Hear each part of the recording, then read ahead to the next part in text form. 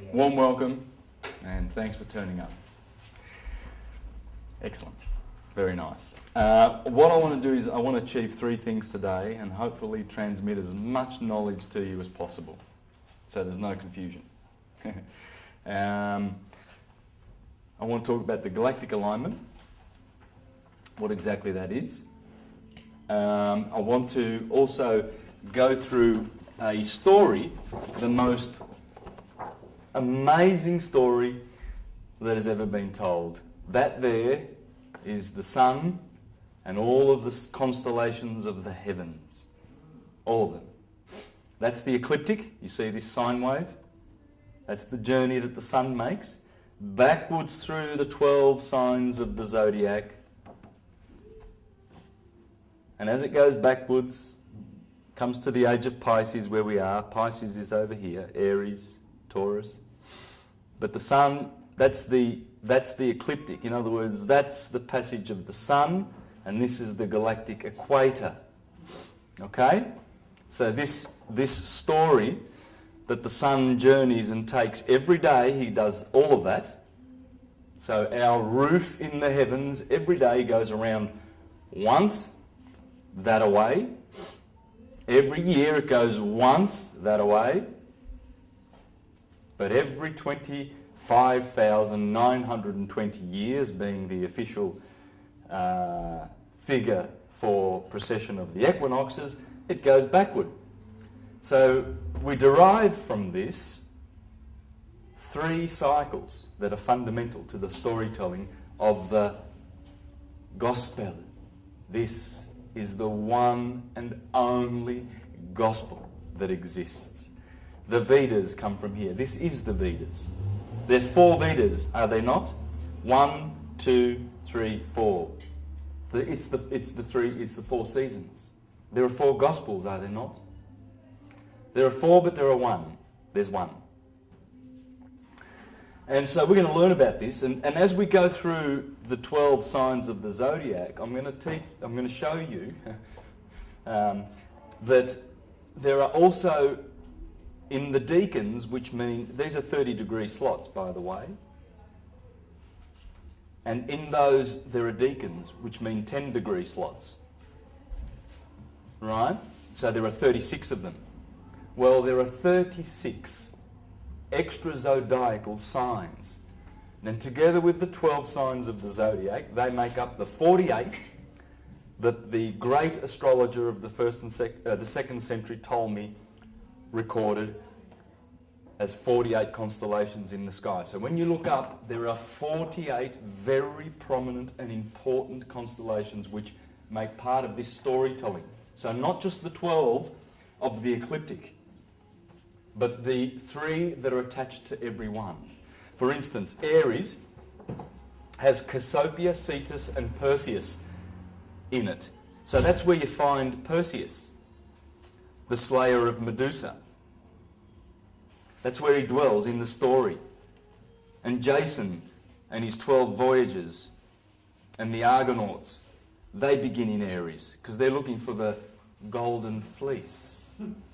And Hercules begins his story in Leo because he has to slay the Numidian lion. Hercules is the sun. And Herod kills John the Baptist. That's Aquarius. Because what happens when the sun goes down, sorry about moving so far away. What happens when the sun goes down in August, and I'll show you this later. There is Aquarius there, John the Baptist. And when Leo comes up, rises, John the Baptist gets beheaded. All right? So we're going to learn that every single story in the Gospels, in the Vedas, in the Trojan Wars, all of them come from this. There's your book. And we're going to learn about this book. I'm going to show you some parts of the Gospel here. And what I want to focus is around the constellation of Taurus, because there's Orion there. And Orion is doing something very important. He is guarding the tree of knowledge of life. And then I'm going to go to Scorpio, and there's a big story to tell there. Because Scorpio sits directly under the scales of Libra, and he waits every year Scorpio.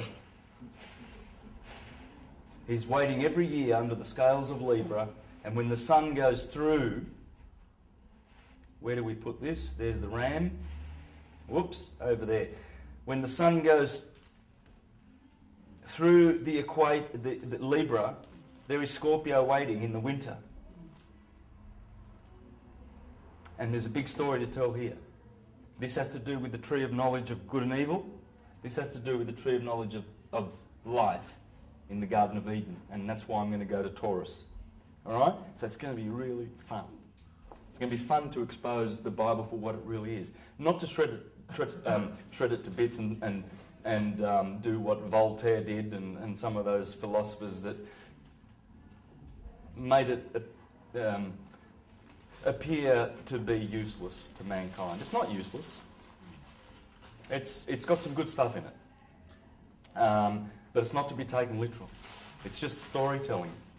And because when one knows all the stars of the ecliptic, and one knows that when they see Aries, they know it's spring, and Taurus is telling you to get your bull out and plough. And when they see and read the stars, like the Bible says in Job 38, the Lord says unto Job, he says, can you tell forth the Mazzaroth? Do you know how to tell the seasons? And can you read the signs of the zodiac? The Mazzaroth is the zodiac. And that's what Job was implored to do. Because one who does that will be very, very wise. And he'll be able to tell and make prophecies based on this, because it's cyclical. And all prophecies are in these cycles. Nostradamus from that. Oh, for sure. And we're going to see a bit of that later. Yes, Nostradamus. Now, by the way, I gave you a figure of 48 constellations. Well, there are 88 now in modern times. There's been a few contributors to those in the recent couple of thousand years since Ptolemy. But I want to concentrate on the 48 because that's where the Gospels are focused. And the last thing I want to do, so that's two things I'm going to do. The galactic crossing or alignment, that's better. I'm going to do the storytelling with the 12 signs of the zodiac, and then I want to show you how astrology is born of this science. So that you really, really will have some really good skills, and you'll be able to say, oh, he's a Capricorn, I can tell the way he's walking. And you will. You will. I'm doing it. So let's get into it, shall we? Yes. All right. The galactic alignment. Now, and there's a good book by, I haven't even read it, but I've heard all of the interviews by John Major Jenkins. Yeah, he's got a book on the galactic alignment. Now, a lot of people are talking about a planetary alignment. Well, there ain't none. Ain't any. There aren't any. There will not be one. Correct myself as I go. That is, I'll put it up that way because the ascendant's on the right position. Sorry I didn't have time to make any proper visuals that you can really see clearly. That is 2012. The 21st of December 2012, you will notice there are no planets aligning. Not a one. Well, there are. There's the Moon and Uranus in Aries. But that's it. So if it's not a planetary alignment, as a lot of people are erroneously suggesting, what is it? Well, it's a galactic alignment, okay? I'm going to draw a graph, and what I'm going to base it on is the terrestrial version of this sine wave that's happening in the skies. There is an old map, and as you can see, the equator is there, and you see the passage of the sun through the 12 seasons. All right, 4 seasons. They're really 12. But, or you can say 2, summer and winter.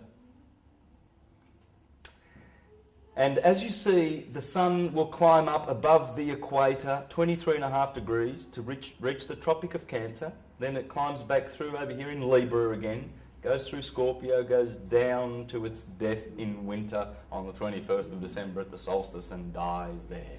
To be reborn on the 25th of December 3 days later and climb back the holy mountain of God in the sign of Capricorn. the goat climber who wishes to climb the mountains. Okay? So I'm going to base this, I'm going to draw this up now, and I'm going to show you where the galactic equator is. Now, George, did I send you those links where we can put up the... Yeah, I can do that. Do you think we could do that in around about 5 minutes? I've just thought I'd give you some time. Right. That's fine. Yes, that's good. We'll do that. I'm going to go through that. Now, first I'll do this. So there's the Earth. It's round, isn't it? Last time I checked. I'm not sure about that. Yes. Well, it's flat. From this angle, it's flat. So the Earth's flat. There's the equator. Proof. Right there. Hey? Proof. Yes. And that there is the Tropic of Cancer. Here goes the Tropic of Capricorn. And there's our little sine wave. That's the sun's journey. Obviously, I've stretched this out a bit. It's supposed to be 47 degrees, okay, because of the Earth's tilt. 23.5 degrees. I'm writing this up because later these points will come back. Have you got black? I have.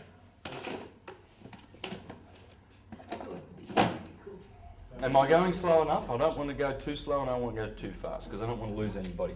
So there's the Tropic of Cancer.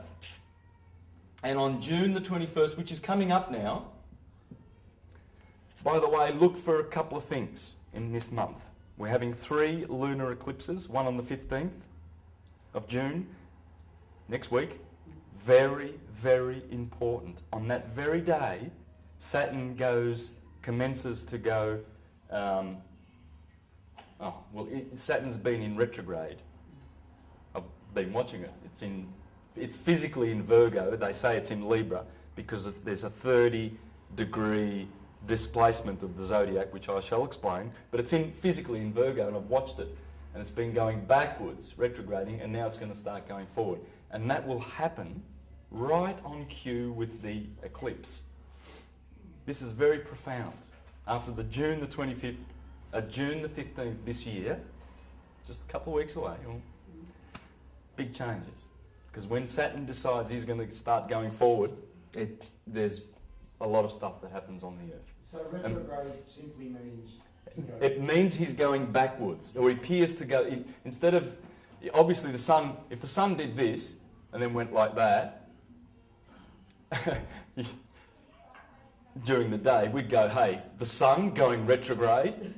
The planets are doing it. Why? I'll just explain. Let me just divert a little bit to explain how simple it is to understand retrograde, because... Backwards, you mean? Yeah, retrograde means going backwards. So the sun, the moon, everything goes one way. It goes east-west. But we've noticed that the 5 planets from time to time do this. Right? And Ptolemy explained that as circles. He said, what they're doing, the planets, is they're going like this. And that's the retrograde, that little bit that we notice from here. Because the Earth does that too, doesn't it? No. Just those 5 visible planets. I thought that was because of the wobble of the Earth, it does that. That's precession. The wobble causes... Well, it doesn't cause precession, but it's in there. I'll explain that one too, okay? Now, what is going on with retrograde is this. It's quite simple. If that is the sun, all of our planets are in elliptic orbits. So let's say there's Mars. Mars is very elliptic, and Venus is not so.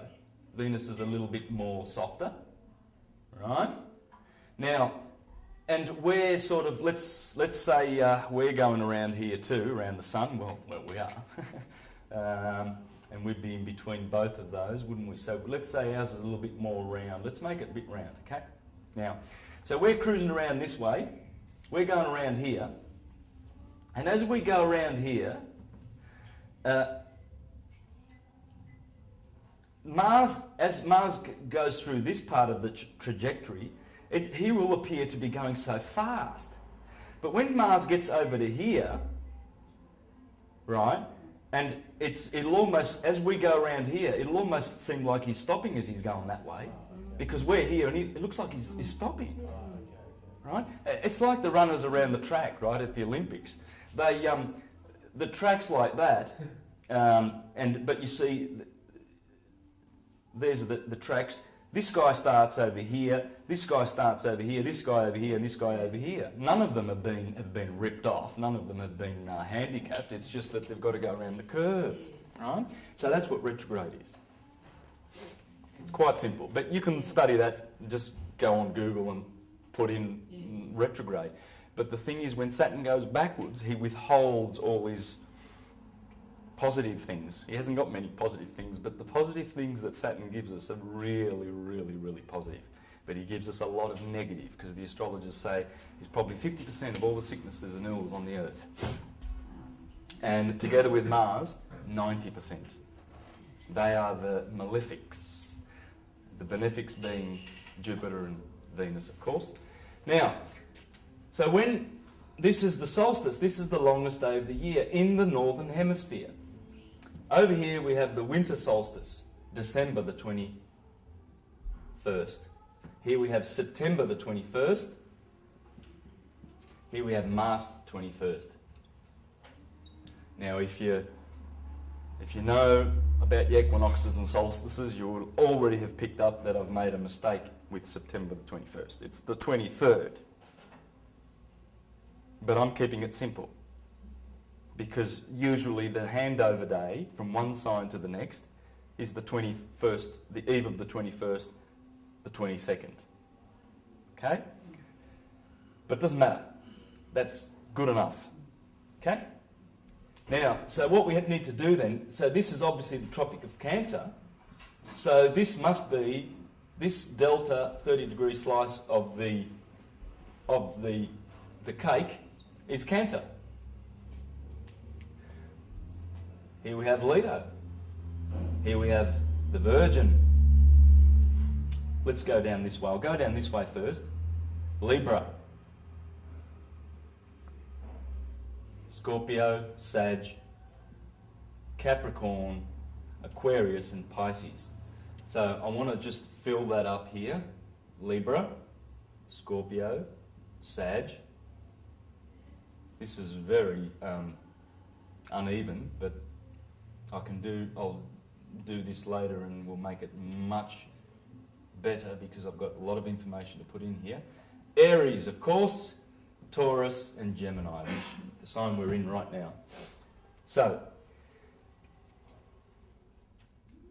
as the sun goes around, it crosses the Milky Way twice, right here. That's where the Milky Way crosses. Between Taurus and Gemini, and Sagittarius and Scorpio.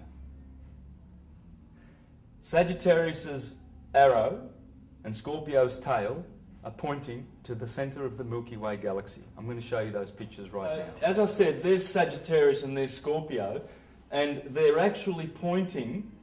Oh, that arrow's convenient, isn't it? They're pointing to the centre of the Milky Way galaxy, and there's the ecliptic. See how the ecliptic runs through the zodiac signs? That's the sun's path, but this is the galactic plane. Okay? Now, just take a notice, there's Lupus, the constellation Lupus. Here's Scorpio. This is Ophiuchus, the 13th sign of the zodiac. I'm going to show you what that means later. Sagittarius, Capricorn's down here. Over here you see Centaur. Yeah, you'll notice the Centaur. This is also a Centaur, isn't it? Sagittarius? Right. Half man, half horse. There's one over there too. He's got a spear and he's killing Lupus. But if Lupus the wolf was not there, it would be going straight through Scorpio. And that's what Sagittarius is trying to do. He's trying to kill Scorpio. And Ophiuchus is standing on Scorpio's head in fulfillment of the prophecy in the Bible, you shall be bruised on the heel, and you shall bruise him on the head. Because Ophiuchus means serpent holder, and he's actually holding a serpent. So I'm going to show you that in a minute. And this How does the heel thing work? Ophiuchus, Yeah. which you don't see very well on this because this is what you call a starfinder, isn't it? It's just an application on the internet. So it's not really pointing out very well and naming them because there he is. The name's up there. But Ophiuchus is the 13th sign. He's in there between Sagittarius and Scorpio, the famous 13th sign that we're talking about. He's a mysterious character because the Babylonians never put him in there. It was the Greeks and the Romans that put their hero in there. And he's standing on the serpent, about to kill it. And of course Sagittarius wants to kill it too, because in here is the centre of the Milky Way galaxy. And if you I'll give you the application, the computer, the website where you can go to this, and as soon as it opens to this page. Of all the heavens, it opens to this page. Because there's a lot, it goes forever, it goes right around 360 degrees, but it right where the crossing is, this is the galactic crossing. This cross here, this ecliptic, along with the galactic plane, this is called the divine cross, which is in the sky. This cross here, the equinoxes and the solstices, is the mundane cross. When they intermesh on the 21st of December 2012, they make an 8-spoke wheel in the heavens that Nostradamus speaks about. The divine cross, that one, and we're lining up to it. I'll show you how. This is really nice. This is really good stuff. Okay? Now, but later on, I'm going to draw this up exactly as you see it here, and I'm going to show you that this is part of the most beautiful storytelling in the Bible that there is. It's all about the Garden of Eden and how we fell out of the Garden of Eden and we fell below the equator, the galactic equator. And then we've been looking for this galactic cross for 24,000 years. Earlier on I said 25,920. That's the Egyptian figure. That's the Western figure. In the East and other cultures, they gave it a figure of 24,000. 24 hours. It's 24,000 when corrected. 25,920 is the outer figure, uncorrected. Because as we are travelling around our binary star, Sirius, it speeds up as we get close to her in the Golden Age, and then the Silver Age as we part from her, and then the Bronze Age and the Iron Age, where things are very, very slow. And then it speeds up. And to get some very accurate information on this, I recommend to read this book by Walter Crittenden and all these scientists that are proving beyond reasonable doubt that we are in a binary with Sirius. And he explains the figures are in here, in this book. In fact, there it is. That chart there explains that precession is speeding up. So it will reduce to 24,000 years. I'm going to use 24,000 years. Hold the chart for a second again. Chart. Yep.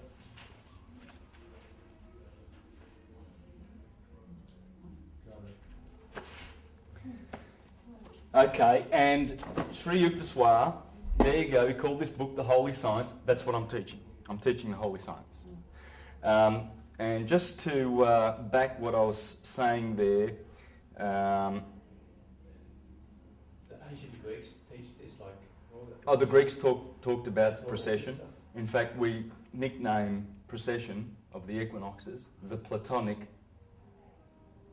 year because of Plato.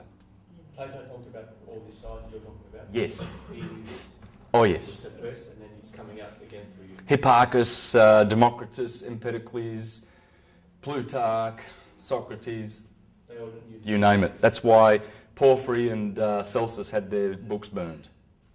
Because Porphyry and Celsus in particular, in the 2nd and 3rd century, went after the literalist Christians who were making Jesus a historical person, and they were saying, God damn it, he's up in the sky. Are you done with this? Yes. Yes? All right. Can we fix the... Come on, couple of 2 minutes and fix the light? Yes. Excellent. The sun in Hebrew, and Horus, and Hercules and whoever, there's always the same one hero. And rather than looking for historical personages, which we'll never find, we can just do what Napoleon did. He went down to France with Volney and Dupuy, and they wrote their books, and they influenced Jefferson and all the presidents, the founding fathers, about the fact that the Christian myth is just that. It's a myth. But it's a useful myth. It's a beautiful myth because it talks about how we raise our Christ within. The intention's good, in that you're saying, it might be... Yeah, it is. It's just that our obtuse spiritual light, it's very dull in the Dark Ages. You can't just go around pointing and saying it's the Catholic Church's fault and, and all these institutions. They're all at fault, partly, but it's mostly because our sun is so far away from Sirius. There's no light. So we see all these holy books and we misunderstand them. We're looking for historical figures. And I'm going to show you tens and tens and tens of quotes from all the geniuses of history that will back what I'm saying. Like the founding fathers, even the doctors of the Catholic Church. All the information through Sirius is blue. That's right, Sirius is now blue, right? Well, I've got documents here from all the astrologers. I've got Aratus in the 3rd century BCE. I've got Ptolemy, Marcus Manilius. Marcus Manilius said it was blue back in his day, in Caesar Augustus's day. Before that, it was red. So it's changed. It's gone red shifted, blue shifted, which means red shifted is when the stars are moving away from each other, and blue is when they're moving towards. So Sirius is now blue. It's turned the corner. We're coming toward each other, as everything is a beautiful sexual electric magnetic dance in the universe. We've got 3 channelings here. One's blue star, the other one's blue lodge, and the other one's blue something else. Yes. And they're all connected with Sirius. Yes. Interesting. It's our sister star. There's no doubt about it. Sri Yukteswar there talks about it. He doesn't name Sirius, but he says that we go around it every 24,000 years. But what I'd like to read to you is how it affects us. And here's how it affects us when it... there's the wheel. There's the Yuga wheel. Kali Yuga, Dvapara Yuga, Treta Yuga, Satya Yuga. Golden Age. That's how the Yuga works. I've got a bigger version of this somewhere in my books, but I can show you that later. You can have a look at that. That's the cycle. But it's the cycle backwards going through the zodiac, you see. Because we're in the age of Pisces now. 2,000 years ago, Aries. 4,000 years ago, Taurus. And so that's 6,000 years of history. And this appears to be when the Christians say the Adam and Eve story happened. Well, there's Gemini, Adam and Eve in the Garden of Eden. And they fell out when our equinox fell out of that sign. And the equinox is down here at Pisces. It is now right over here, about to go into Aquarius. And then we will be in the age of Aquarius. Opposite will be Leo. And guess what? Where will the solstices be? Well, they'll be here. Right in line, because the solstice has been here. If the equinoxes have travelled from this point since the time of, say, Jesus, and I'm going to explain which Jesus came 2,000 years ago. He came, but it's up in the sky. Because when Pisces comes, finally when the equinox gets to be enjoyed by the fish, at the start here, in here there's a constellation called Cephas. Cephas is the king. He's got his foot on Polaris, the pole star. And he sits in the dome of the northern stars, which is called the throne of God, because he's the king. He's on top. Cephas is on top of all of this. As you wrap the heavens up like this around, this is the northern dome. This is the southern, where we are in Australia. These are the southern stars. So the Southern Cross will be somewhere here, connected to one of the 12 signs of the zodiac. So this is round, of course. It's a sphere. And up here is where Cephas is. Well, Cephas, he gets the job of putting Polaris on the throne. Because in the northern stars, there's no true north. I mean, there's a true north, but there's no star occupying that spot. There are 7 stars. Over this 24,000 year backward cycle, there are 7 stars to get to sit on the throne. And when Polaris gets his chance, that's a type of Jesus, because Jesus means also the coming one. See, the sun is always coming, going, coming, going. Every year it goes down to winter, comes back for summer to give us some food. It's our saviour. And he goes away from Sirius, and he goes back to the golden age to give us our light bodies back, and we go into higher dimensions. And then when he goes away from Sirius, his beautiful mother, because it comes from Sirius, Jesus is the sun. That's why you see Isis with Jesus in Egypt. It's telling you the sun, the mother Isis, our sun is the son of that. It was born of Sirius. When he goes back to it, it brings us to the golden age. When he goes away, he leaves us in darkness. But he's always the coming one. And when he gets his chance, Cephas gets his chance to put Polaris on the throne, then the other stars, for instance, Draco's up there, the dragon. He's the great dragon who fights with the woman. And who's the woman? It's Ursa Major, the Big Dipper. She's trying to put the Little Dipper with Polaris on it. She's trying to put him on the throne. She wants her son to be on the throne. And he does.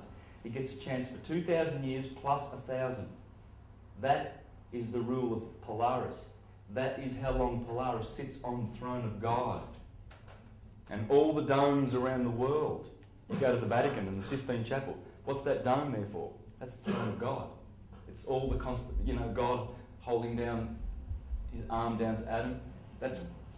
They're in the constellations. That's the 48 constellations. That's the story. That's the gospel. They're telling you, look up, don't look down. But in their teaching, they tell you that it's down.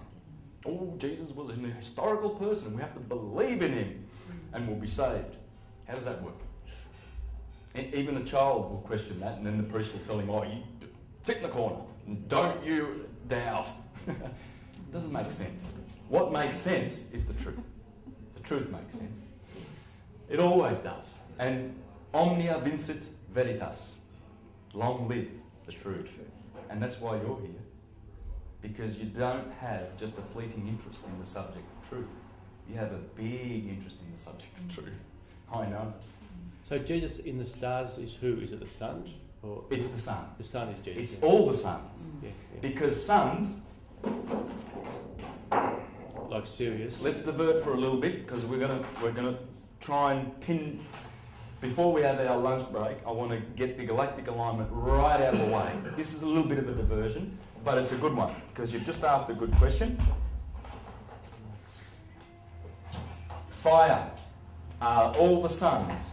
Oh, you beauty. Too good. And we'll have another one of those too. Thank you. Cameraman's very helpful. Oh, thank you. First time you said that. Yes. Multi-purpose. I'll always tell you what you want to hear when you're around. That's a female, okay? Now, people get offended when you talk about a divided universe. It is. It's a divided universe. It's a duality universe. People get offended. They go, no, it's not. It's a one universe. Well, it is. Uni means one. But in order to manifest material things, the one God of light, the cause, the ether,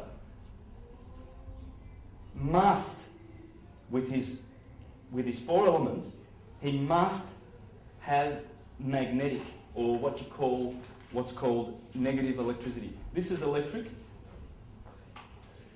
This positive electricity. This is negative electricity. That's good and evil. That's all it is. Okay? And so you see that 2 elements are male and 2 are feminine. Let's not be offended, okay? It's Just helped me my thing on. Do I need to put that back on? I prefer I can do it. tattoo. Big boy. Thanks. So,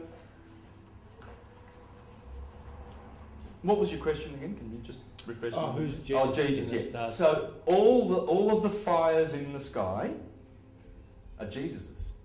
They are that's what's called the Son of God. What do you mean by fires in the sky? How do you mean by? The electric fires, the stars. All the stars you see, all of them, they're just the phenomena of electricity. Okay, I want to perhaps just read something very interesting that Walter Russell says in his book.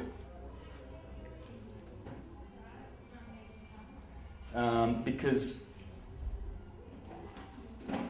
this guy was a genius. Like he was a contemporary of Tesla and Edison and Einstein. And this concept of the universe is that there's only electricity and magnetism out there. And the magnetism is the effect of what those suns are doing. The ether, the fires, the electricity comes from the ether, from the cause. This is the effect. Okay. Cause, effect.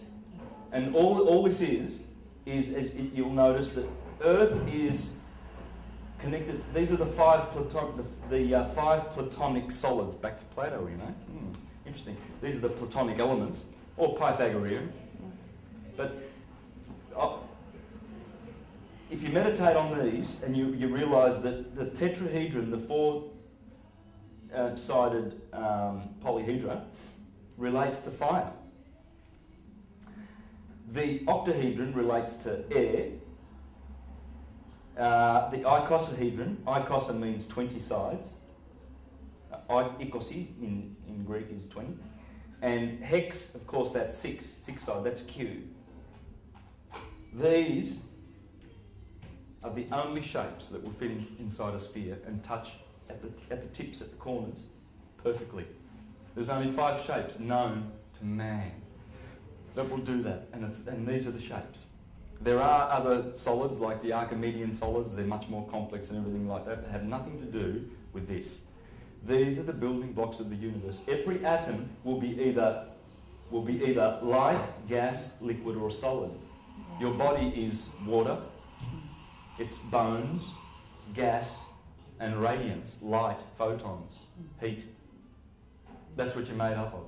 And they correspond to nitrogen, oxygen, hydrogen, and carbon. That's what we're made up of. Carbon, the number of carbon, the atomic number is 666. The mark of the beast. 6 protons, 6 neutrons, 6 electrons. And that's the hex that we've been hexed with, because when you flat pack a hex, you get a cross. Okay?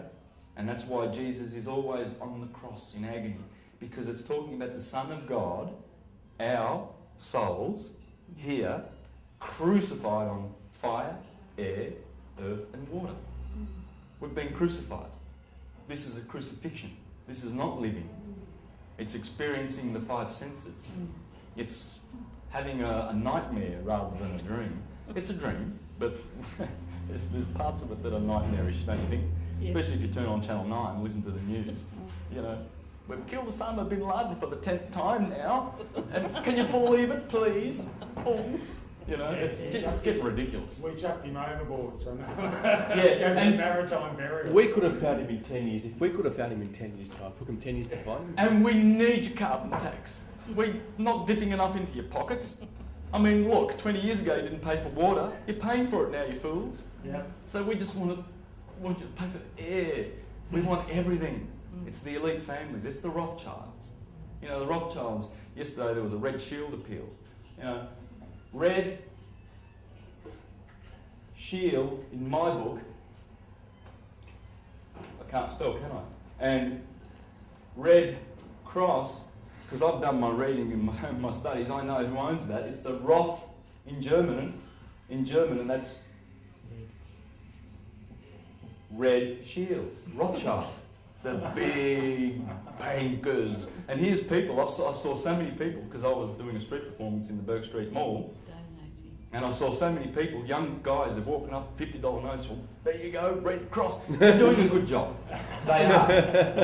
In this sick society that needs them. But one day we won't be needing charity. We'll all be rich because they won't be stealing our money. They being the Rothschilds. Of course. And the star families that imperialist monotheist families of Europe, basically, who created all these fictional religions so that they could divide us and confuse us and manipulate us, basically, starting with the Julian family and the Flavians in Rome. JC is Julius Caesar. What families were they? Those families? The Julian Empire, Nero, Tiberius, all of those clowns, and then the Flavians, Titus, Vespasian, and behind both of those families is the Piso family, and Roman Piso has kindly come out and told us that they did it to us. This is the most elite of the families. This is above the Rothschilds. This is the secretest family that all royalties and all taxes go to. They've had the emperors on Rome for 2,000 years on the throne of Rome since the Flavians. It's who's the name behind the Flavians. And he tells in this book, it's a beautiful book, and he's not the only one. There's other people who have written about this conspiracy to deceive mankind. And they've been sued for it too, the Catholic Church, for profiting from the gullibility of mankind with this supposed Jesus story. They've been sued by it? The Catholic Church has been sued? There was a gentleman who's dead now in Italy called Luigi Cascioli. I followed his work. He's written books about exposing this and how the Vatican has been using the lie of historical Christ to manipulate mankind and to deprive them from the knowledge that we are all Christs. We're all one human, divided into many little humans, having separate dreams, but we're all one. But they want to divide us into bad little sinners, and Jesus is in history and he's perfect, and you've got to be like him. If you don't, you fail, you flunk, and So you pay penance to us. so if he sued the church, where did it go to? Well, they didn't turn up. He sued the church. He died a couple of years ago, Luigi Cascioli, but he had a whole team of people. He's written some beautiful books in Italian, and he sued them. And they didn't turn up in court. They needed to have some fight, otherwise. And so, but it's not the first time. That's just the Latest. But it's coming. Oh. If they didn't turn up, then they lose. More or less. Yeah, More or less, don't they? Yeah. I don't know the exact ins and outs of that, because that part doesn't interest me. The part about the fact how he proves that Christ is, and all the writers, I've got a list of hundreds of them, hundreds. Yeah, Thomas Paine, Thomas Jefferson, and Dupuy, and not Voltaire, Volney, and lots of. They've written about this story that I'm going to show. That's it. It's all it ever was. It's not in history. That's the Trojan War. It's everything. So it's the Iliad, it's the Metamorphosis, the Odyssey, the Ennead. Sorry. Yeah, are you still doing the period? I'll do a bit more here then. Yeah. Any questions on this? I mean, this is pretty simple. This is physics, okay? You've got the element, the solid, the state, the physics, the chemistry, the mode, the sense, the kingdom. I've got, on my computer, I've got a list of those fours that go forever. You know, 4 blood types, 4 Hippocratic biles. This goes on and on. But you first start with the elements. What are they? What was Plato talking about exactly? Well, he was talking about light, gas, liquid and solid. And scientists now know that atoms will only do this. They'll either be light, they'll be liquid, solid or gas. They'll be a molecule, an atom, a particle or a photon. So atoms can be like one of those 4 shapes. Is that what you mean? Atoms are made by birds, yes. Yeah. For instance, a carbon atom is that shape? Is a hex, 666. Okay. I just thought the shape of it. I didn't know. I just thought atoms were atoms, the shape of them. Okay, they're all different. Okay, no worries. Well, it's the molecules that they. Okay, so gas atoms are in the shape of an octahedron. Yes. Okay, cool. Yes. Liquid. Interesting, 20 sides. But the more you focus on this and meditate on this, believe you me, the whole world unfolds before your eyes. And you understand the secrets of nature, not by just understanding and knowing, but by direct knowledge. Everything comes directly after you meditate on these beautiful things. These are the 4 rivers of the Garden of Eden, the Pishon and the Euphrates. and the Havilah, or whatever it was, I forget now, but anyway, there's 4 rivers that the Lord used to create the world. Oh, I didn't read. I've got to go back to read this. This is just beautiful. Just a very short sentence. Electricity is the only force which God makes use to create the universe. That's it. I can read on. And the only 2 tools God makes use of for creating, he's not talking about a monotheistic God, by the way, no. God, oh, I'm angry with you. He's not talking about that God, right? It's the universe. It's birth. Basically, there's 2 gods. There's the Ein Sof, the Anama, as the Hindus call it, no name. Ein Sof means no name. And that's it. The one there that we know not about. This one we know. This is the Jesus, and below. We can know the mind of Christ, but who can know the mind of God, says the Bible. So that's the Ein Sof, the prime creator. This is the demiurge. These are the more of the tyrant gods of the Greeks, who create bodies out of what the Ein Sof has already created. He creates things out of nothing. But these guys create, it's like a builder. He's going to make a house out of trees that God made, the universe. So he's a builder, but he didn't build the wood, didn't make the wood. This guy makes everything, and these guys use the tools, and this is what they call Jehovah. Yod, He, Va, He. So that's why Christians, when they say, oh, Jehovah created the world, well, partially they're right. But he is the created. And part of Jehovah is all the characters in our solar system. That's who Jehovah is. These are the heroes. They're our heroes. Because when they looked up, the ancients, they noticed the patterns, those 48 patterns, and they noticed them. They noticed them going around every day. Interesting. That means we're in a cycle. Every year, we're in another cycle. And every 24,000 years, so we're in 3 cycles here. And what they noticed, that those stars were a backdrop. Because the sun and the moon that go around, they're called the wanderers. And the 5 visible planets, they're also wandering.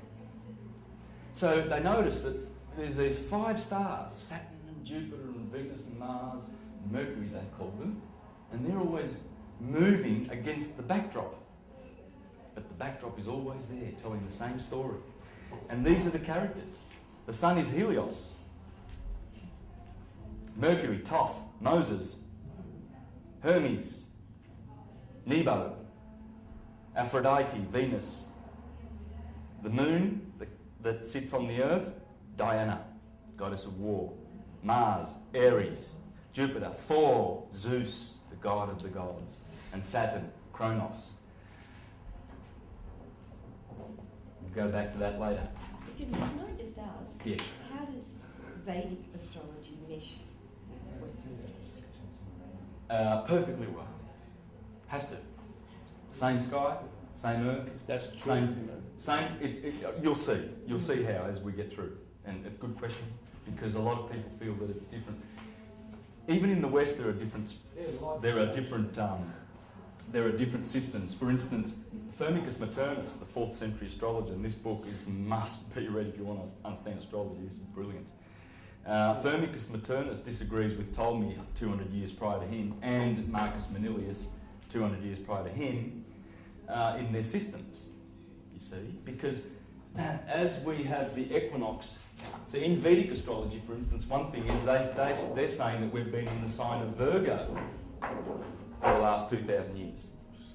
Well, we say in the West that it's that equinox there, which has been in Pisces. We've called it the age of Pisces.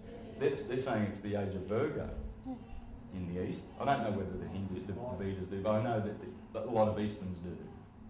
It doesn't matter. We're in the age of Virgo. But the thing with this galactic alignment is that once we line up with this in the sky, and the solstice is going to be between Leo and Virgo, well, guess who Leo and Virgo is? That's the Sphinx in Egypt. And it's been a marker. It's a point. It's a marker, and it's saying to the world, who's quite obtuse, and they're thinking, "Oh, wow, that must have been Kephren. Kephren's the image of Kephren." Well, it doesn't matter. It's telling us that when the equinox hits that point, that is the galactic alignment. And just wait to see how beautiful this galactic alignment is. It's going to make a lot more sense. I haven't explained anything yet. Right? Just a quick question on the shapes. How are those shapes formed? I mean, the hex one is obvious from the carbon, but what about the other ones? How are they formed?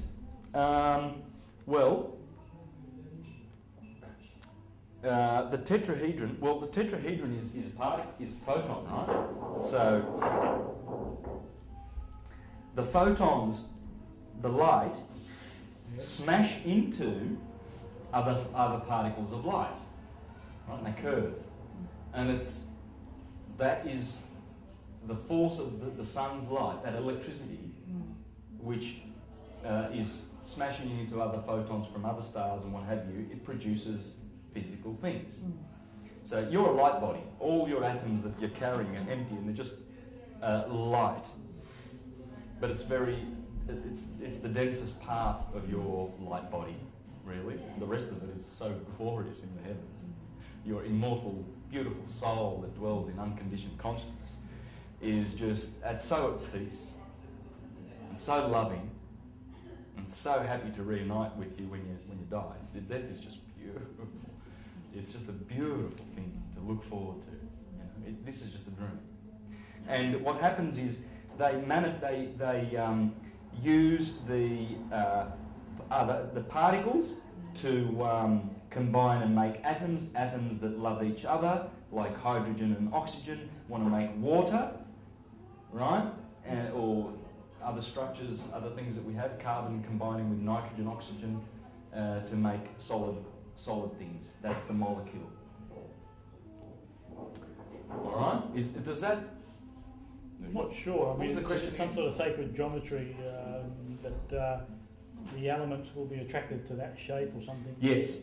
Yeah. Well, so what you'll have elements that produce that to create a cohesive condition in the manifesting process. So is that a vibration? Yes. Yeah. Absolutely. Yeah. Yeah. It's a vibration. So it's just yes. like with music, sound, everything. Yeah. Like you hit the body with the frequency of calcium, and your bones will get stronger and stuff like that. So I assume same thing. Well, matter is all standing waves. Yeah. Yeah. As it goes down from the fires, from the Jesuses, down through air, it gets grosser. It's like a distillery. It gets more solid. Yeah, it gets. And so where we are at the moment is we're carbon bodies, are we not? Yes. Right. So we've been hexed. When you flat pack a hex, I'm trying to save all these things for later because it's I'm trying to do the galactic alignment, but can't resist. We're talking about it now. There's the hex. Yeah, you were doing galactic. Oh, well, I will do this before we have the break, don't worry. Well, I'm going to do a tape change in about 30 seconds, so No finish worries. this. Yeah, so there's the hex. And guess what? Japanese, Chinese kanji for earth.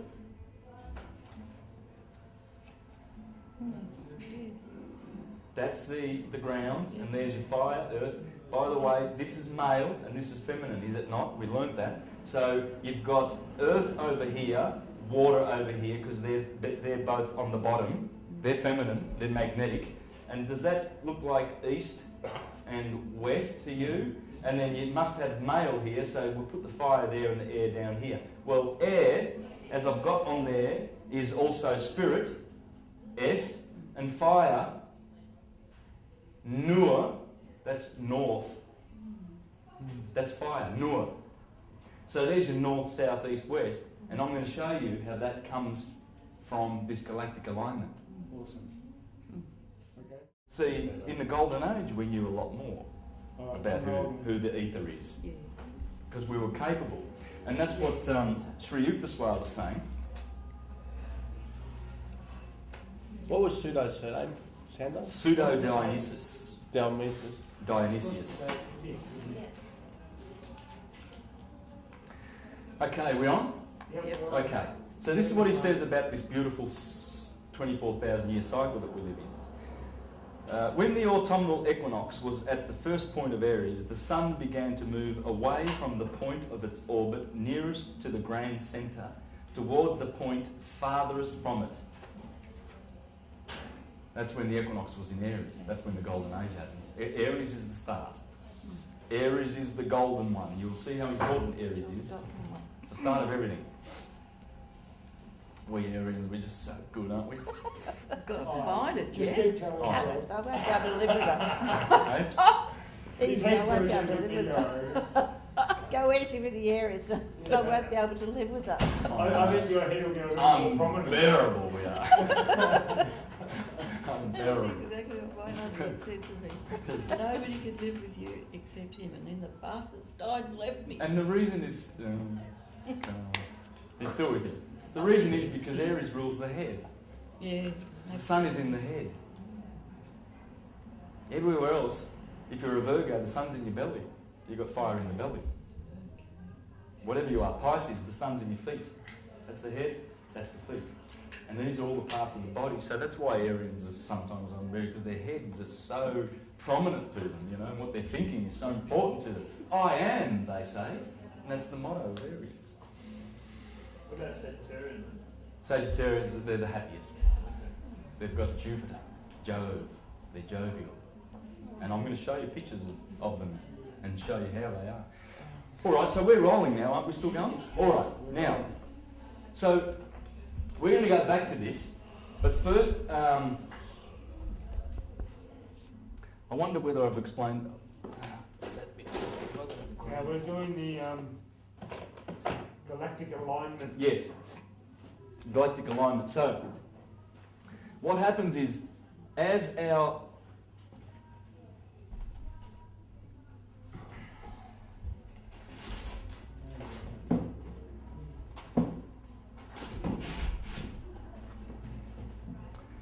all right, so imagine there's, that's where the,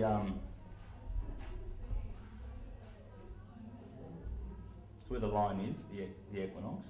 This is how,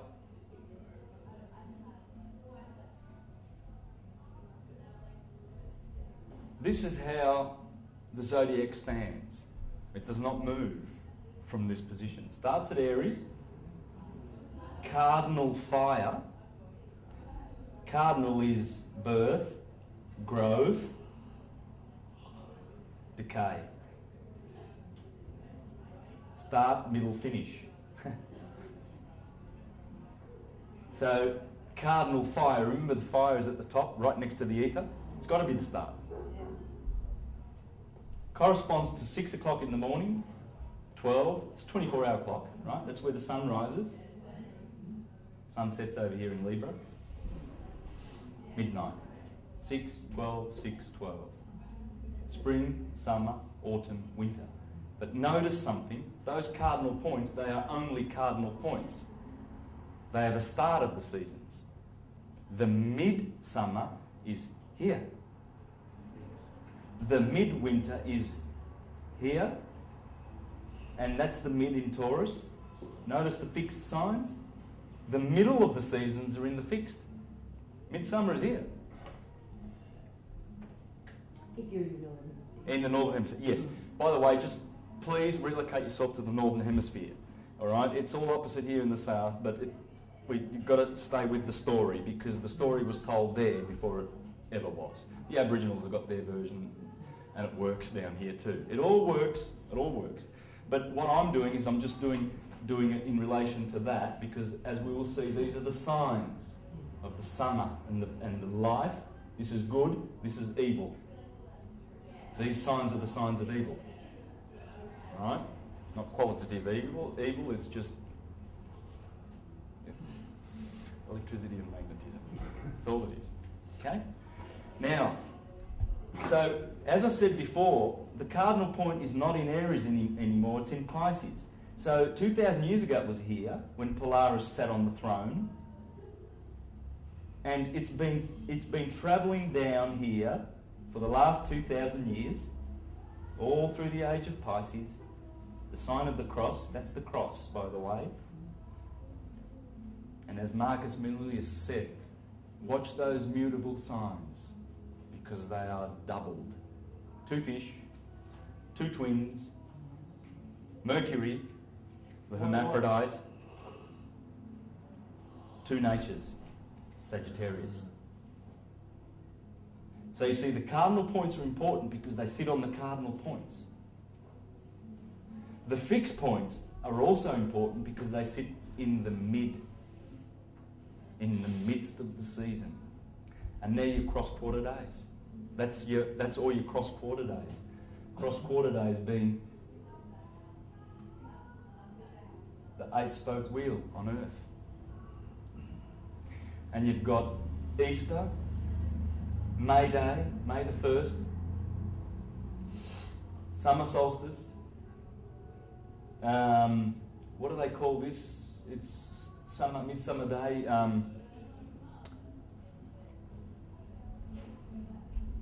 Lamas, loaf mass, which comes from loaf mass, because they cook breads, those loaves, like the hot cross buns at Easter. Why do we have hot cross buns at Easter? Because the sun's just crossed over. It's crossed over the equator. And these are all the crossings, the crucifixions of the sun. So, and those midpoints, if we are to go over like this, now before I get there, remember we're entering the age of Aquarius now. We're about here, at the threshold. What it means is the equinox is going to be here, and the summer solstice is going to be right here. Now, what's so special about that? Well, that's the galactic equator. Remember? It runs through Gemini and Taurus, Sagittarius and Scorpio. What are the crucifixions of the sun, Santos? The equinoxes and the solstices. The cross. That cross there, remember? The equinoxes and the solstices are the crucifixions. From here, from those points, from the equinox, March 21st, to mid-spring is exactly 45 days. But in the Bible, it's known as the 40 days. And the Israelites were in the wilderness for 40 days and 40 nights. And Jesus fasted for 40 days and 40 nights. And Moses did whatever, 40 days and 40 nights. They quarantined Miriam for 40 days and 40 nights. 40 there, 40. What is it? It's here. It's up. Look up. Because when the sun hits the equinox, it needs 3 days of death, or 4, and then they start counting, and then it starts counting, and it's always 40 days. 40 days from here to there, 40 from here to there, 40 from here to there, 40 from here to there, 40, 40, 40, 40. Or, we know it's 45. 45 and 45 make 90 degrees. But what happens is when the sun reaches those points, when it reaches the solstice, it has a 5-day rest, virtually, like a 3 or 4 or 5-day rest. So you don't count those days. So even though when the sun hits those cardinal points, it still requires 40 days before the season's true effect. And what happens when you line up the midsummer, the mid-season? Right, here was the cardinal cross. We lined it up perfectly, didn't we, to the equator and the Tropic of Cancer and the Tropic of Capricorn. There's Cancer. So that's the same as what you've got on the board now. That's how it always is. But if you just do this, let's bring it around 45 degrees, so that we can have the mid-season points now. And you'll find the cross that I drew hiding. So that's all the fixed? Yes. Have a look. Leo, fixed fire. Aquarius, fixed air, remember? Yep. That's male. fire, air, it's the fixed signs. It's the cherubim of the Bible, and God appeared unto St. John as an eagle, a man, a bear, a lion and a bull. It's up in the sky. Hey? Are we going to be tested on all this? I can't give up. Really? Yeah. Okay. Oh well, it's fine. Yes. It's a lot to absorb. It is a lot. It is, isn't it? So What do you do, you know? So we with the, are you doing the still doing the what do we sorry. Now let's go back to this, because I want to spend a lot of time on this, because it is a lot to absorb and it needs to be worked properly. So you see the fire and the air, and then you've got earth over here and water over here, whereas I've put east.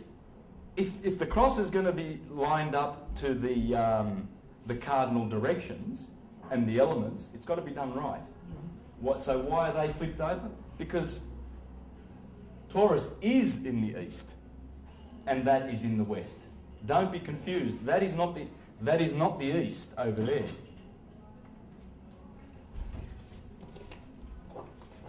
Because we are going around the sun anti-clockwise, Aries really starts at that point, not at that point, even though they've got a little figure for Aries over here. But the Earth is going around that way, so the east is over here. So Aries and Taurus are in the east. There's your cross. There it is there, and it all makes sense. It has to. It's the fixed signs. The fixed signs go perfectly with east, west, flipped over of course, fire and air. That's it. Now, we're going to have a look at that, how it looks in the sky. This galactic alignment.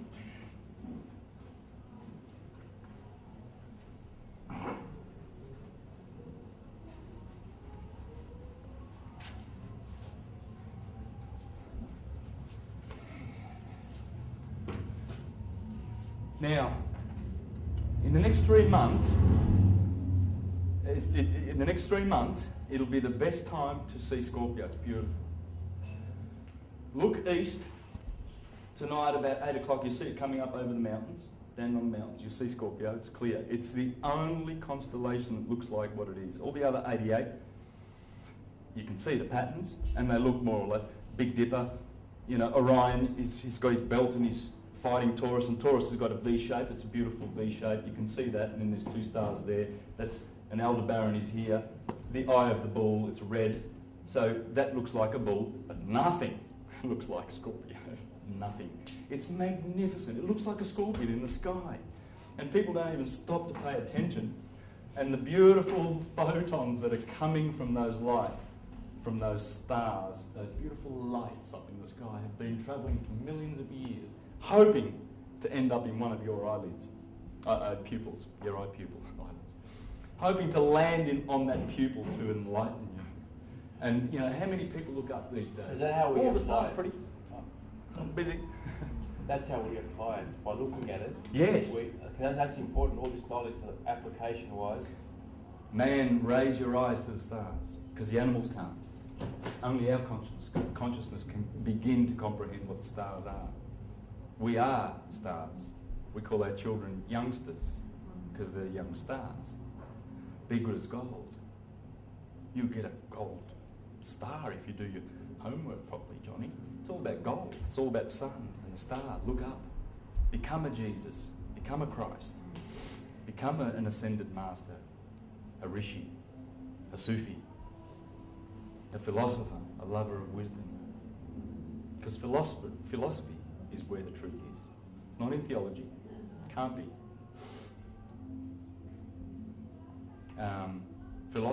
Under philosophy comes ethics, physics and logic.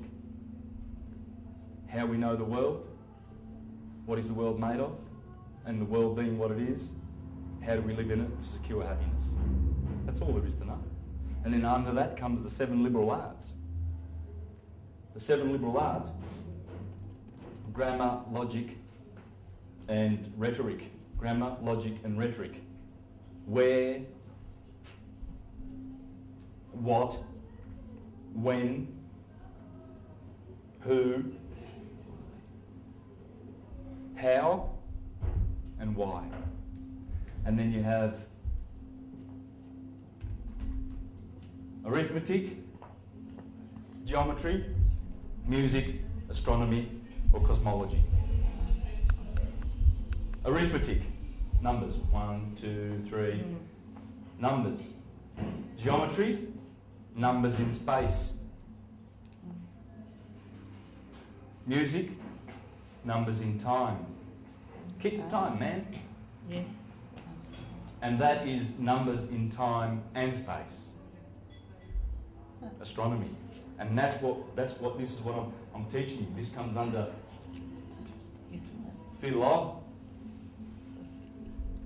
philosophy, which means love, Phil. Yeah.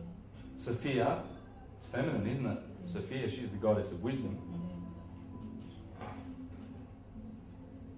Theology, Theos, he's a boy.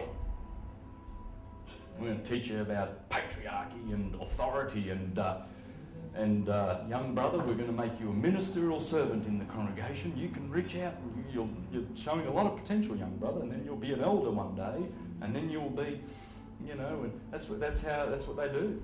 They see the young smart ones, in the schools, and the Catholics recruit them. So before that Pope came and changed the whole education system to memorisation, this is how we used to learn through philosophy. This is the mother of all wisdom. That's wisdom. Sophia. The Muslim church have Sufis, don't they? It's Sufism, it's not Muslim. Muhammad was a Sufi. Sophia.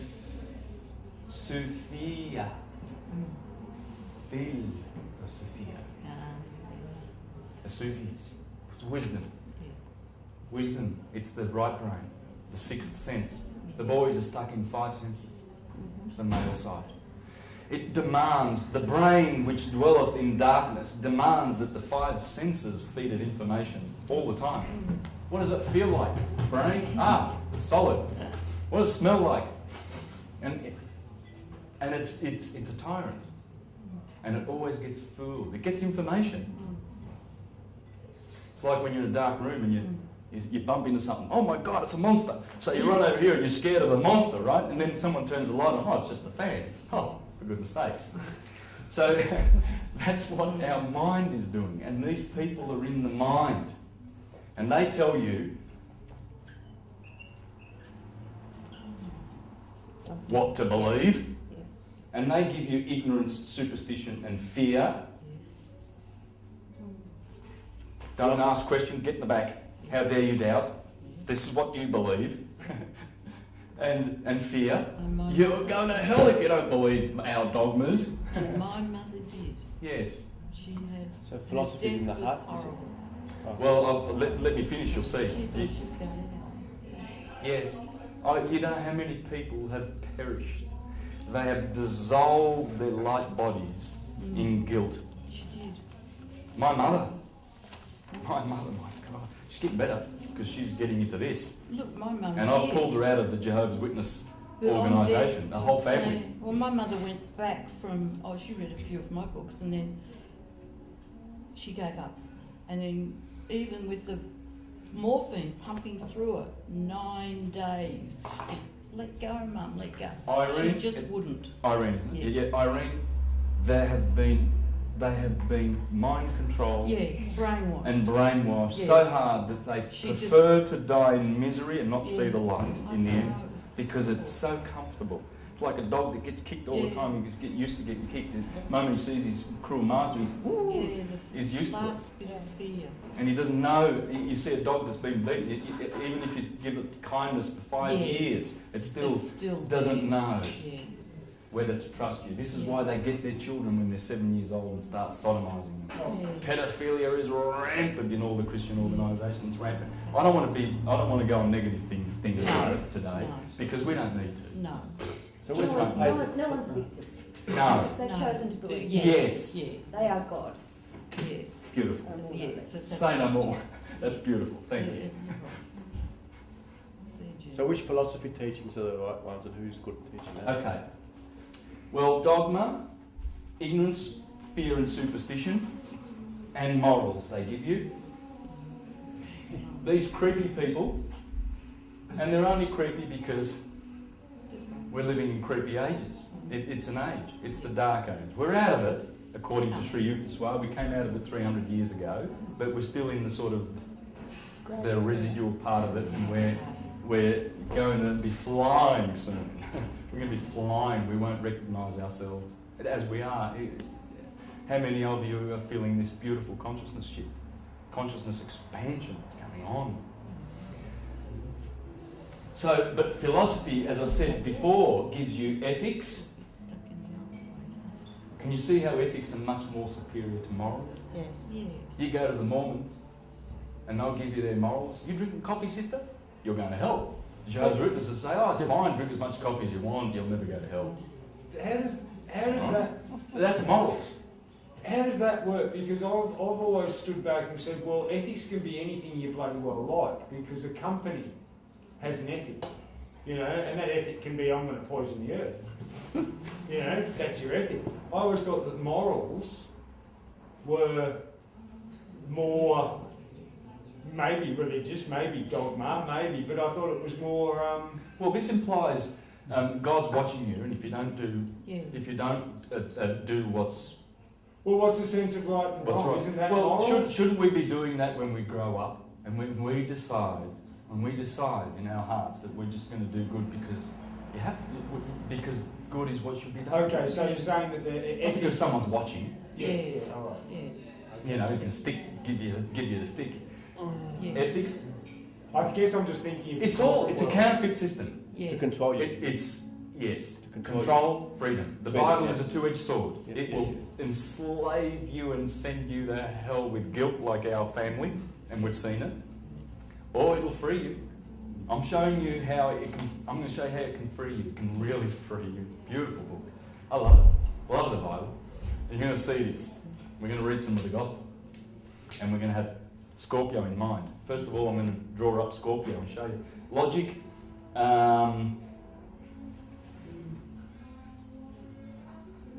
Physics. Okay? And then the 7 liberal arts. Grammar, logic, rhetoric. And this is how people used to live in the Republic of Rome and Greece. Rome was a republic once. America too. But then democracy comes along. It morphs. And what's democracy? Well, mob rule. Not from my mouth. I can show you what Jefferson thought of democracy. And what a lot of thinkers think about democracy. That's why George Bush is so keen to we're going to bring democracy to Iraq. Yeah, mob rule. Yeah. He's the mob. Yeah. We're going to tell you what to do. We're going to kill 3 million of you, and you just have to shut up, and we just want oil. Yeah. We perpetuate oil and do nothing about free energy. Mafioso. Oh, it's mafia. It's all mafia. There should be no... If he wants to have a war, he should send his family. Yeah. Not those beautiful young boys who've been indoctrinated, mostly from Christian families, by the way, because they send them as little children to fight for Christ. Yeah. Because the Muslims are coming in with, well, there's always an enemy out there. And since the days of the Inquisition, we've got to fight and shed blood for Christ. Yes. And what man said anyway? But anyway, that's all negative. Yes. Now, the picture you saw before was the galactic plane. That's the galactic plane in which the Milky Way sits. All right, but I'm doing this because these are stars, because we don't see how thin the Milky Way really is. It's thin. It's like this, exactly like that. That's the Milky Way. We see it like we don't see it like that. It's a spiral galaxy, and we're somewhere 2/3 of the way out of the centre. But that's what we see when we look up. We see that, and that's it. And you saw that before on the screen, okay? But we see it very white and milky. It's milky, Yes. right? And the ecliptic you saw went through that way, right? Remember that? Yep. It's about 60 degrees off the ecliptic from the equator. And that's the cross in the sky. We're going to line up to that, because what's going to happen is our solstice on 21st of December is going to actually go like this. The Earth's axis is going to be pointing there. Right there, where Scorpio, let's draw Scorpio now. This is what you will see at night.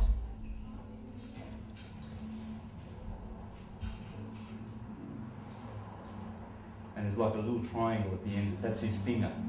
And that's his tail, like a question mark. And right here is one of the 4 red stars of the sky. Antares. There's only 4 red stars. Okay? That's one of them. Tua in Taurus. The Eye of the Bull and Betelgeuse in Orion.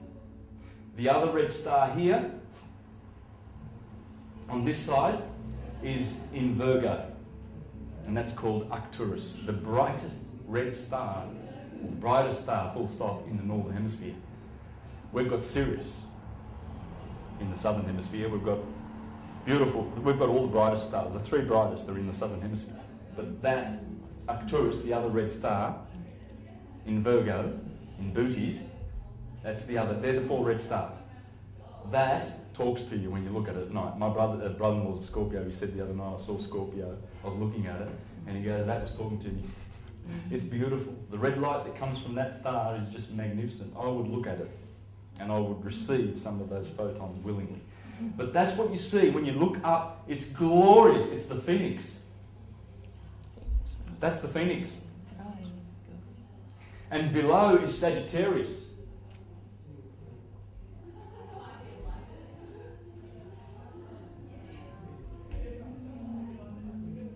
Let me do a nice little horsey. My wife's Sagittarius and I call her a little horsey. She's so happy. And here,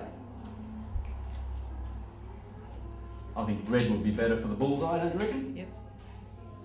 That there, guys, is what they have been pointing to all the time. When you isolate these stars in the sky, where's the east over here? Okay, you're going to see Scorpio. This part will be facing north. So there's north.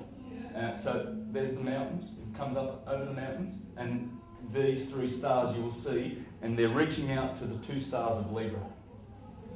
And above that is Virgo, just over here. There's Libra. Okay? The 2 scales. It's reaching out. Marcus Manilius says that the Scorpion has appropriated the stars of Libra. It's long. It's about 60 degrees. It's the longest and one of the biggest constellations. It's the shining light of the zodiac. And these are bright too. When you isolate the Milky Way and you see Scorpio and Sagittarius, you'll notice that they're bright stars. Whereas Libra and Virgo, they're bright, but there's not much star stuff happening in there. Here's a lot of stars. And then Capricorn down here, I love Capricorn. It's beautiful because it stands away from the Milky Way galaxy, it sits under it, and there aren't many bright stars in Capricorn or Aquarius or Pisces. It's a bit of a wilderness. But this is spectacular. So 8 o'clock today, you're saying? 8 o'clock to 4 o'clock.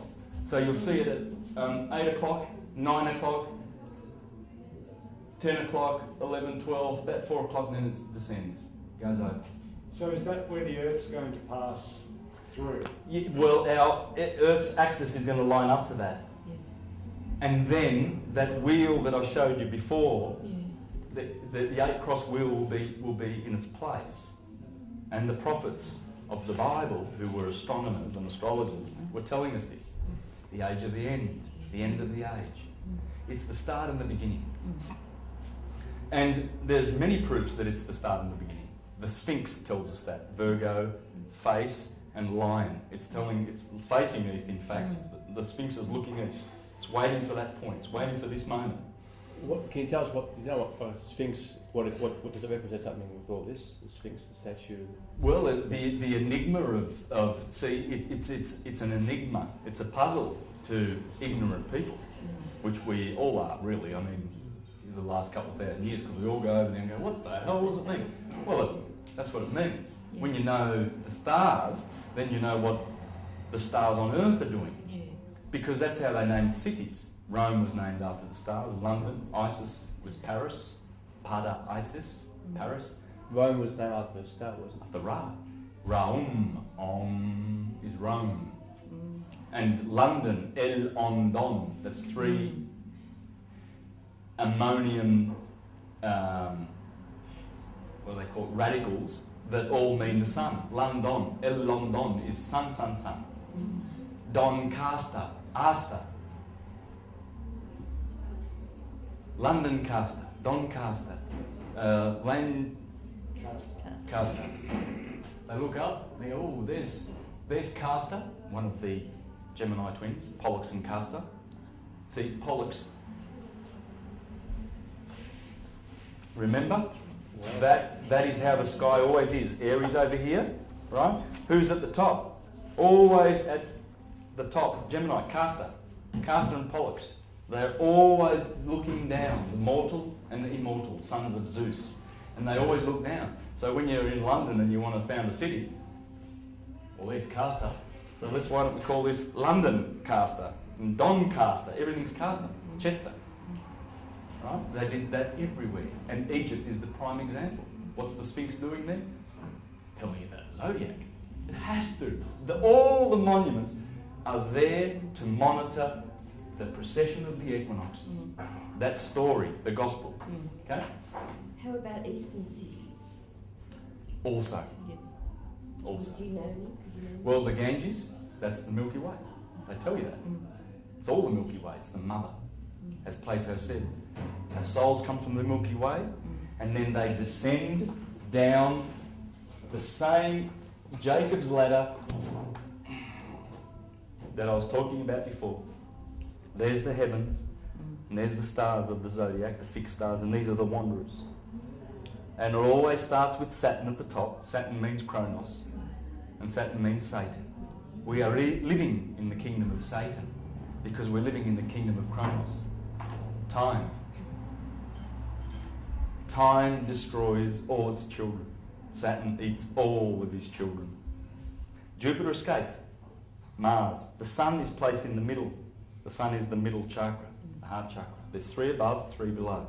These are the infernal regions that bring us down to hell, the earth, where we get hexed with matter. And that's the kingdom of Satan. Plato said we come from the Milky Way, the Ganges in the sky, the Nile in the sky, the Jordan to be baptised down here in earth with a body. And the body comes from a womb and then goes to a tomb. Tomb is a womb. That's what he said, not me. I'm talking philosophy. Everything I say, I can give you. That's why I've got all the books, right? Because I want you to be comfortable that I'm not just making things up. And this is really the holy science that I'm teaching, the one and only. Right? And I want you to know that and be really blessed with that information because it's a true blessing. Now, remember I said there's a fucus. A fucus is standing on the head of the serpent and he's carrying a serpent and the head of it is pointing to Libra. That was in the crop circle. Yeah. A fucus means serpent bearer. And he's standing on the scorpion being bruised in the heel, and it happens around the Sagittarius Capricorn time, doesn't it? That's when the winter happens and the sun gets bruised in the heel, just like Hercules. And Jesus gets it in the heel, right? Over here we have the 2 pointers.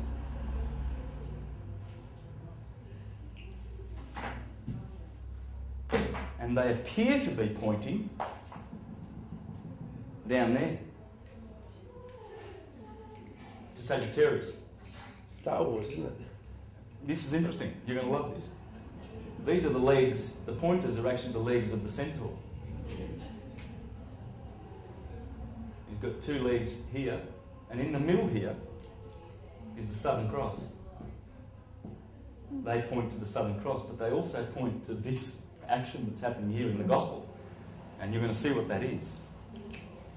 And the centaur, he's got a spear, and he's killing Lupus.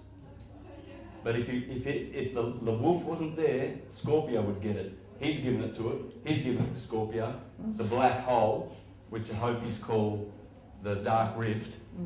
This is where the action's happening, because from here come the gamma rays. Is it the Mayans that call it the dark rift or the Hopis? Mayans, yeah. Scorpio's copy. Mines. signs. Scorpio's copying it. Like it's a war going on. There's 3 against 1.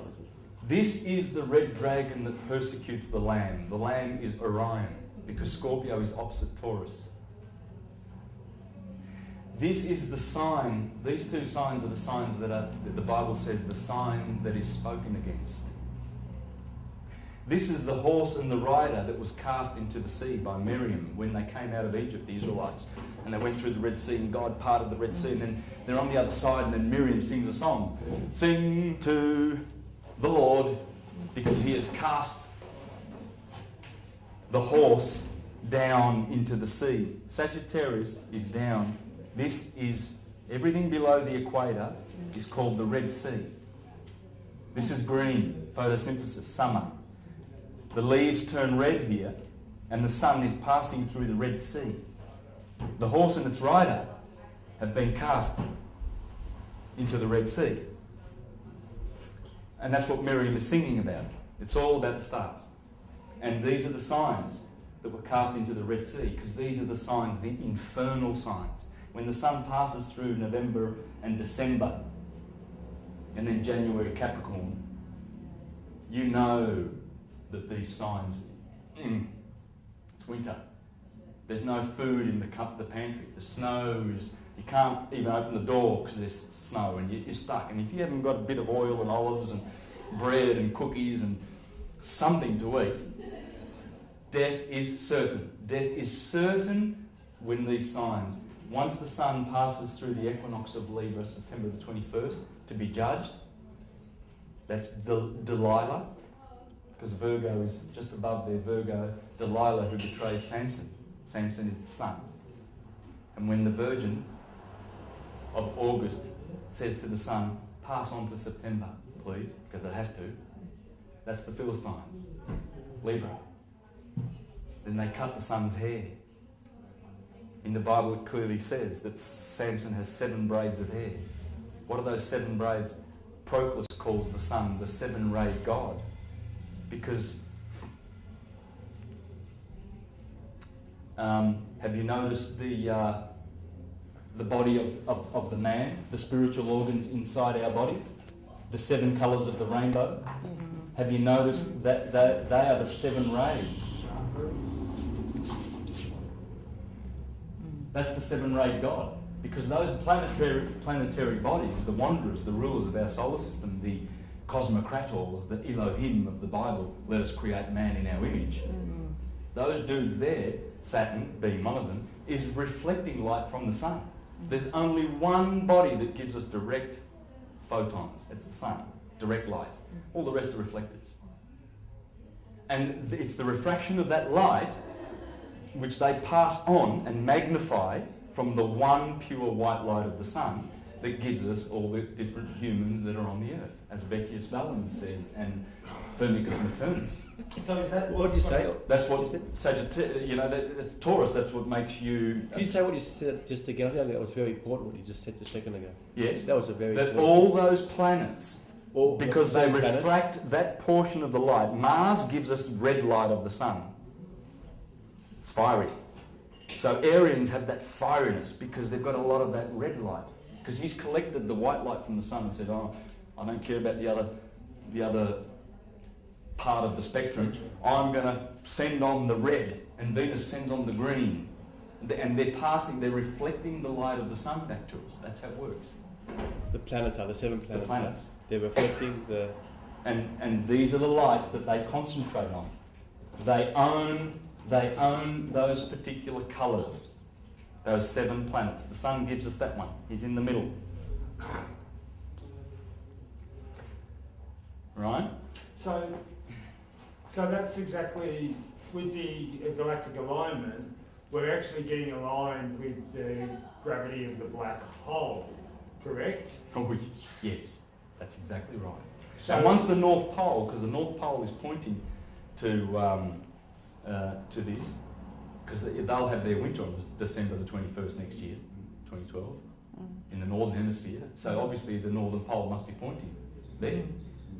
It's winter. It's pointing away from the sun. It's pointing to here. So they've got winter, right? Now, that is when maximum, that's a stargate. That's maximum gamma rays get downloaded to us. If you're not ready, if you're not getting ready, and I'm going to show you some of the things that the philosophers said that you need to be ready. Your food, eating of animals and flesh is a no-no. I'm sorry, but I'm going to read that to you from Pythagoras and Plutarch and all of the greats. That's one thing you can do. What date? What was that? On what? 21st of December 2012, when it lines up. Okay. That's the magic date. That's the solstice. Okay. Down here, the solstice.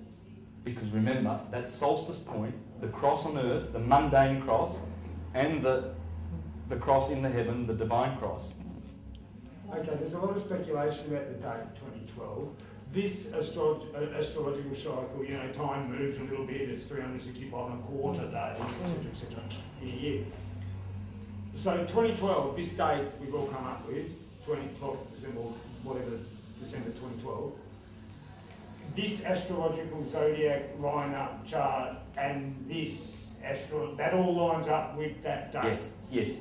The cross, the ecliptic that runs through here, remember I put that there? Mm-hmm. The ecliptic, that's the sun. The sun's going through Libra, it goes through Virgo. It goes that way because our solar system is 60 degrees that way inclined toward the galactic plane. Yes. It doesn't rotate on the same plane.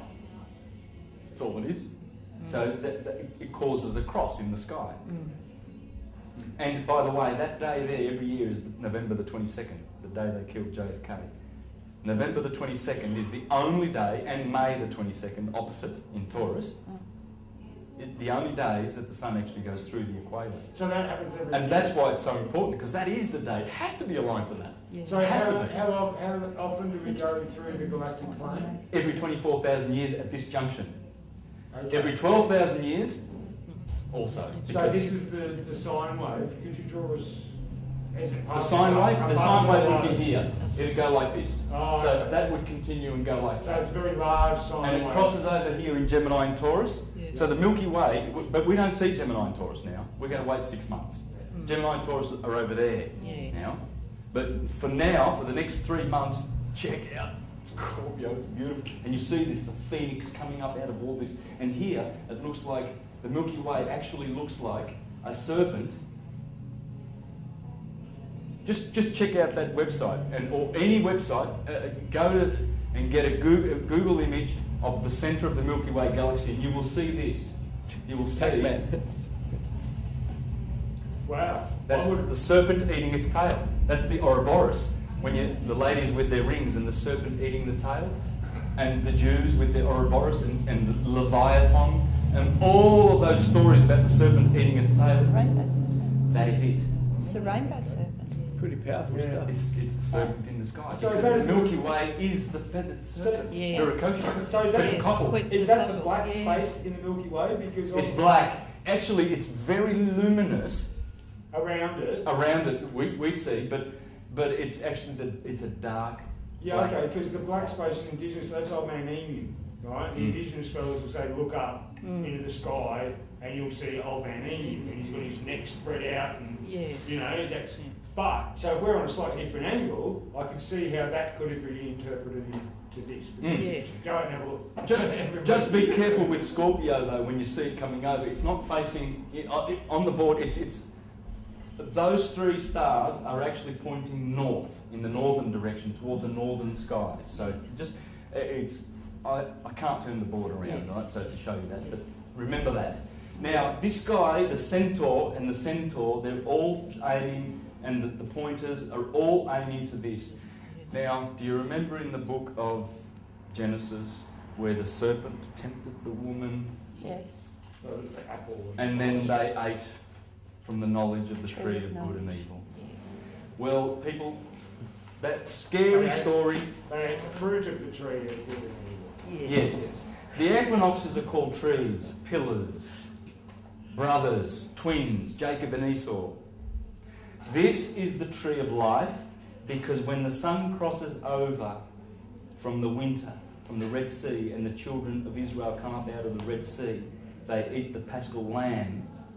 That's when Nisan 14, when the full moon, and they have their Passover celebration. And the Christians on the first Sunday thereafter, they celebrate Easter, because the sun is in the east Yes. Remember, this is the east, because the lamb is coming up.